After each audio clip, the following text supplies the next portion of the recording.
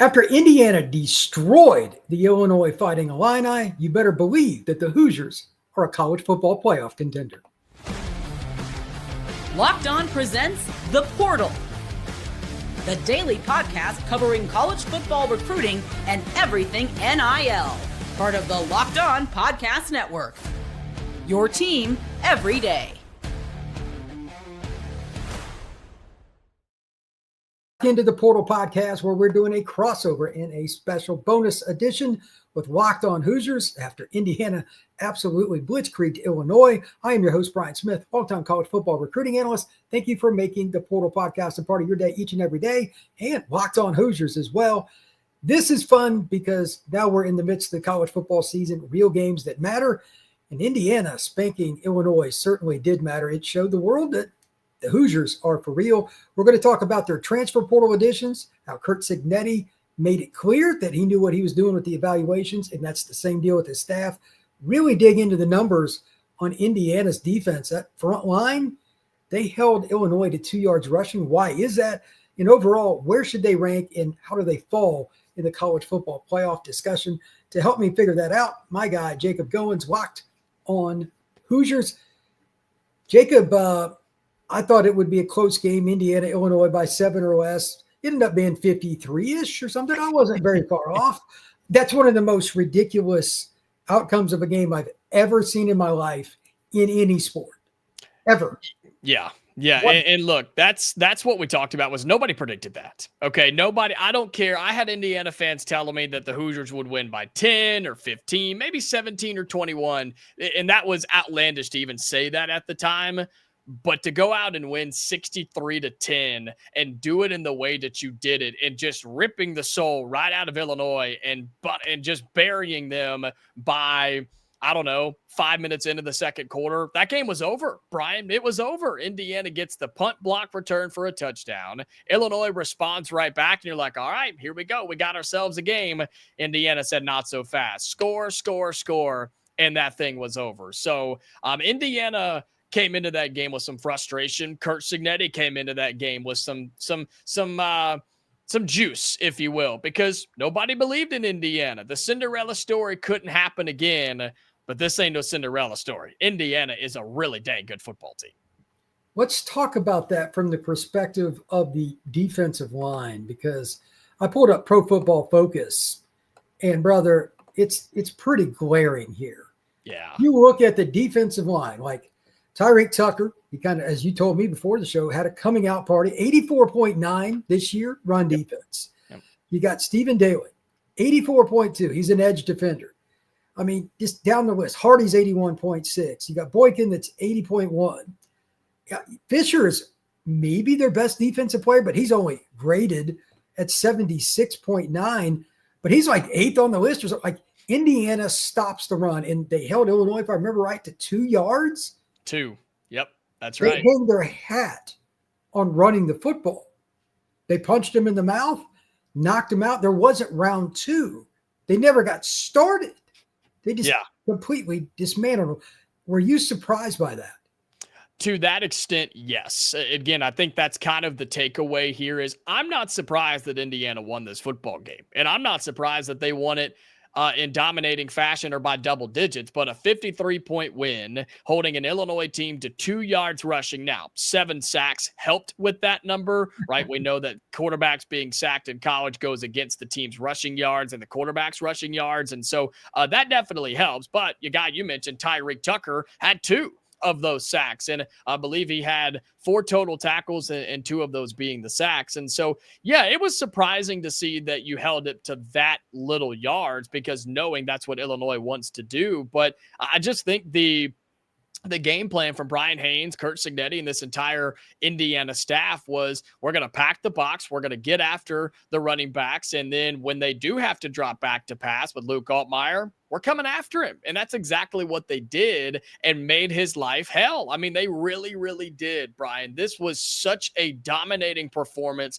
in the trenches on both sides of the football for Indiana. That's the thing that sticks out to me is the fact that Indiana's defensive line, you got 7 sacks, you held them to 2 rushing yards, and the secondary was lights out.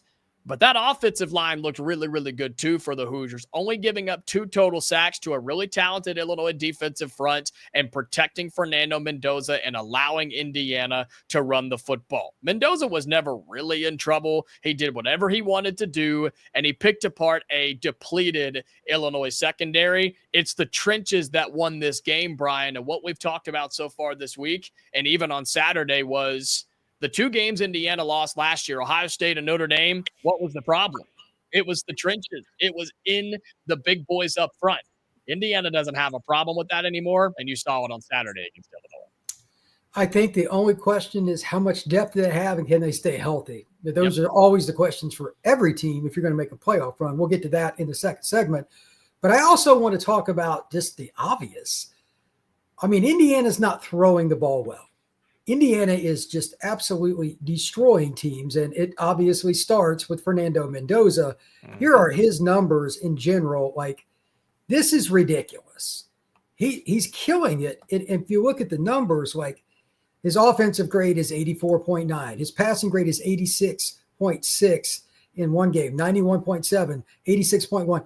Overall passing grade is 89.6. He's new to some of these guys. Yeah. He may not have ever met it, like all of them. Heck, all of them.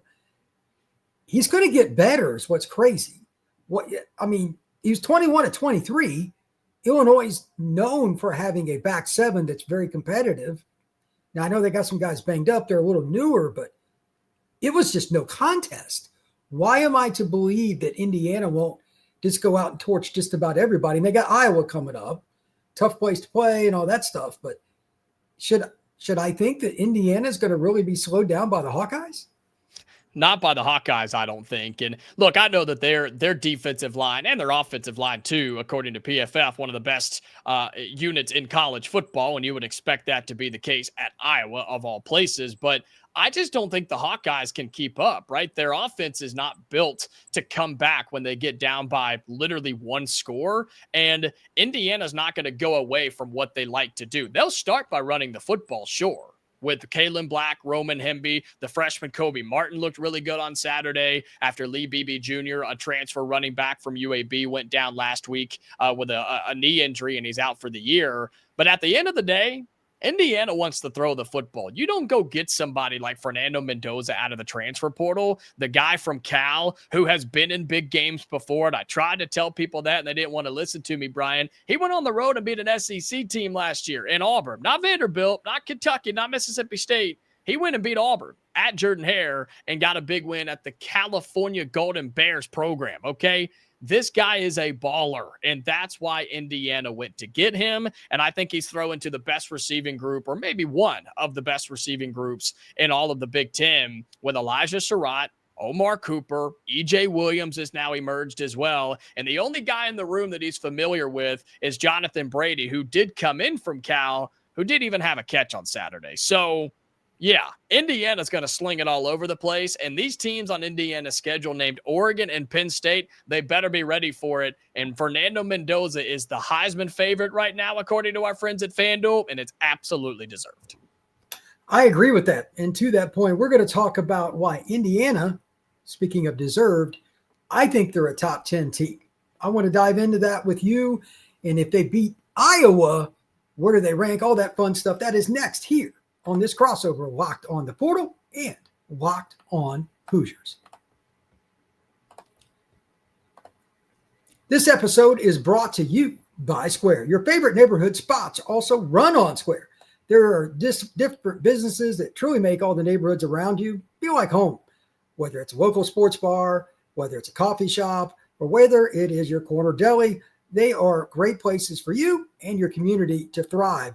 These places that bring people together, you need to go out there and support them. For me, I like going to coffee shops and working on my different podcasts, getting all my information, maybe grab a bagel, but there are all kinds of things. It could be your local dry cleaner. It could be a car repair place. Make sure you support your local people because they are a part of your community. And you can go to square.com/go/Lockdown College to learn more. Square, see you in the neighborhood. We are also brought to you by our friends over at Gametime. The Gametime app is a great place to get all your latest information for tickets.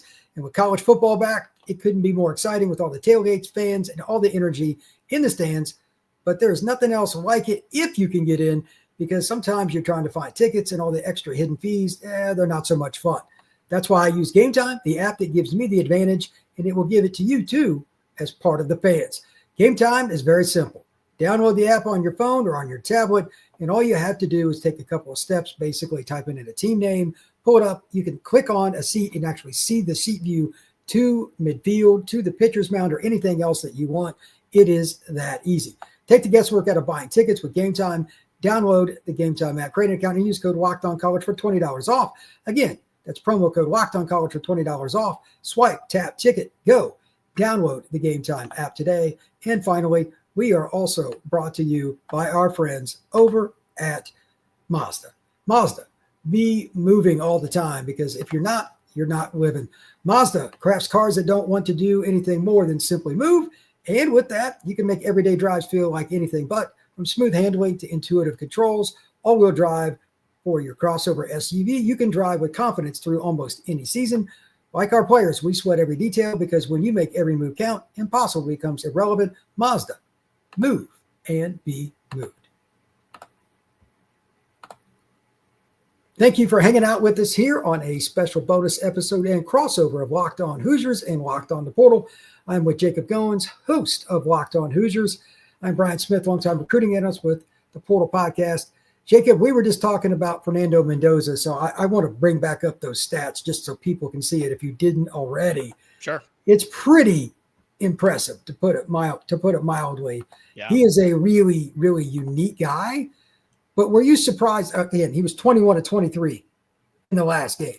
21 to 23, dude, is just absolutely insane. So what did you think about that? And were you surprised that it was that good against Illinois? Yeah, I was. I mean, it's not surprising that he performed that well. It's the idea that him and the entire offense performed that well against a really, really good Illinois defense. And again, I want to make it clear and not overlook this fact that by halftime, Illinois was down 3 of their best DBs, right? They had a couple of injuries. Right. One of their DBs, the All-American, was out before the game even started. And then one of their captains in the secondary got thrown out on a targeting call that I didn't quite agree with, Brian. I'll just be 100% honest with you. I hate to see a guy, especially to his caliber, a captain, I mean, wore the patch and everything, on a depleted secondary already, get thrown out of a big game like that. But it is what it is, and Indiana took advantage. That's the big thing, is Indiana said, okay, we're going to let our dudes eat. We're going to go and let Elijah Surratt catch a couple of touchdown passes. We're going to make sure Omar Cooper knows that he has an advantage here, and even throwing it to guys like E.J. Williams as well. Indiana has a plethora of guys that they can get the football to, even some of the running backs out of the backfield as well. And Riley Nowakowski, a tight end, on probably the most beautiful tight end screen I've ever seen in my life. Indiana's not afraid to spread the football around, Brian, and they did it against a really, really good Illinois defense. And here's the good thing, and here's the impressive thing, and I hope that it remains this way. Fernando Mendoza is yet to turn the football over. He has no interceptions this year, Brian. He's thrown for nearly 1,000 yards, 975 to be exact, 14 touchdowns, and 0 interceptions. If you can keep up anything remotely close to that throughout Big Ten play, yeah, Fernando Mendoza is going to be a Heisman front runner. He'll be sitting in New York and has a chance to bring home that touted trophy at the end of the season. But you're going to play a really good Iowa defense. You're going to play a really good Oregon defense, a really good Penn State defense. So you have to find a way to take 2 out of 3, I think, in those games if you're still wanting to make it to the college football playoff, and then take advantage of some bad teams. You have Michigan State and UCLA and Wisconsin and Purdue. Like, you got to beat those teams, and you can't slip up there. But Fernando Mendoza in this offense for Indiana, they're legit, and they have several more chances to prove so. The stat that I find most interesting for Mendoza, and this is a great way that PFF does this, passes that are quote unquote medium range, 10 to 19 yards. Mm-hmm. You got to remember that's that area, partially at least, in the middle of the field, behind the backers, in front of the safeties, the danger zone. He does well with that. And he's also hitting at a rate of 68%. Plus, they've had 4 drops there. He should be far higher. So like One of those was a gimme touchdown in one of the non-conference games. So he could have another touchdown on his resume if one of those by Omar Cooper wasn't dropped. So right. So anyway, to make a long story short, the guy's deadly accurate. That means you understand timing. That means you understand post-snap reads. Yep. The whole nine, and they're in sync. So I'll let Mendoza rest on this, but my goodness, he is a special, special player. And I'm just curious, you know what? If he's going to play at this level, how many defenses can really slow him down? Because it's not just throwing the ball. He understands what they're doing. He gets them in the right play. So to that, I ask you the following. Oregon and Penn State aside, is there any game that you think they should even remotely be not the strong favorite? I mean, Iowa this weekend is fair. Just because, look, Kinnick Stadium, tough place to play. Their fans are wild, and Iowa's defense will be ready to go. But as I mentioned earlier, and I'm going to hammer this all week here on Locked On Hoosiers, Iowa cannot keep up with Indiana. If they're down by 7 points, it's over. Iowa's offense is not built to come back any sort of deficit. You've seen it already, and they've struggled to even beat the teams on their schedule so far. Brian, I mean, Iowa State, good team. They took care of business. They had to come back, believe it or not. I can't believe they did it, and beat Rutgers. Maybe they did before, but that was Rutgers. This is Indiana. You're talking just two major differences here. And so I look at the Iowa game this weekend as one of those, don't let it be a letdown, right? Don't overlook this team. Don't be too high on the emotions from Illinois.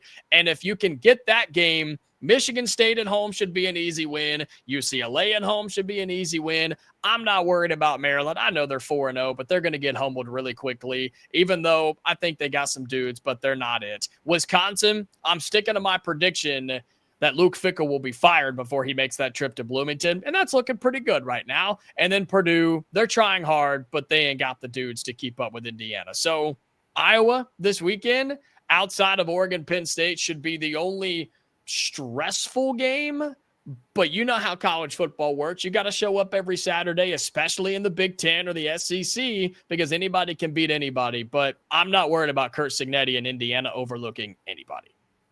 Yeah, I would agree with that. I think they're going to spank Iowa, though. I really do. I do too. I think it'll be like, it's not going to be the 60 burger, but Iowa's too consistent. They won't get beat over the top. That's what they're predicated on. Their defense coordinator is tremendous as a DB coach. I get that. But it'll be death by 1,000 cuts. Mm-hmm. It'll be 2nd down and 4 all day long. Short passing routes, hitting the zones. When I saw the same game you did with Mendoza last year, if you play zone against him, he'll smoke you. It's a cover 2 scheme as its base. NFL quarterbacks kill cover 2. And Indiana's a pretty good running team. They're not dominant, but they're pretty good at it. And they balance it so well, you don't know what's coming back, formationally and everything else. I think Iowa's up against it, and I think they will, they might have some plays, but I'm looking at it like 42-17 or something like that. I just think that Iowa will fold. I really do. Yeah. I saw them struggle with Rutgers. Rutgers quarterback's decent, but they don't have the offensive line Indiana does, and they do not have the playmakers in Indiana. I think it's going to be the worst game for Iowa in a long time. Maybe I'm wrong, but well, bettors agree with you because the line opened at 6.5 according to FanDuel. And as of this recording, and this coming out on a Tuesday, it's already jumped 2 whole points to 8.5. I would not be surprised to see that as a double-digit favorite for the Hoosiers by the time this thing kicks off on Saturday at 3:30 Eastern. And I do. I think Indiana wins by double digits. And I think you should. I think Curt Cignetti will have his guys ready. The letdown game will not be there. And I think Indiana's going to continue to roll in this game and not let Iowa, of all people, trip you up on your way to a college football playoff. Speaking of the playoff, if they do beat Iowa, let's just say I'm wrong. They only win by like 10 points. Yeah.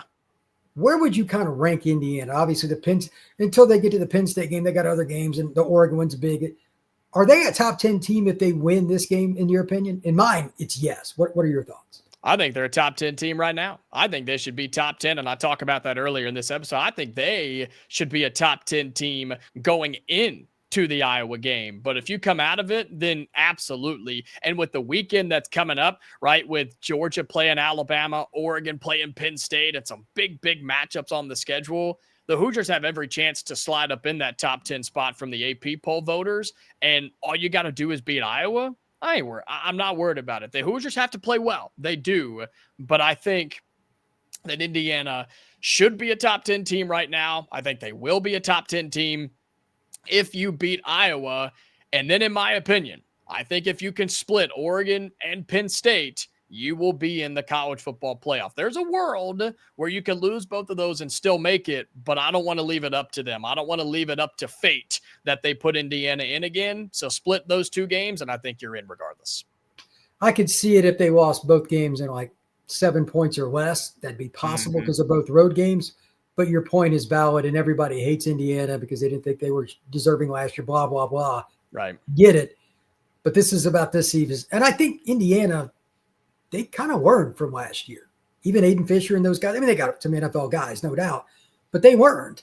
And they got better in the trenches. And they're going to need it against Penn State and Oregon because those two teams are not shy on the talent and they have more depth. But in a one-game scenario, can Indiana win one of those two? Absolutely. So I think so. Yeah, I absolutely do as well. Jacob, tell everybody where they can find your work, my friend.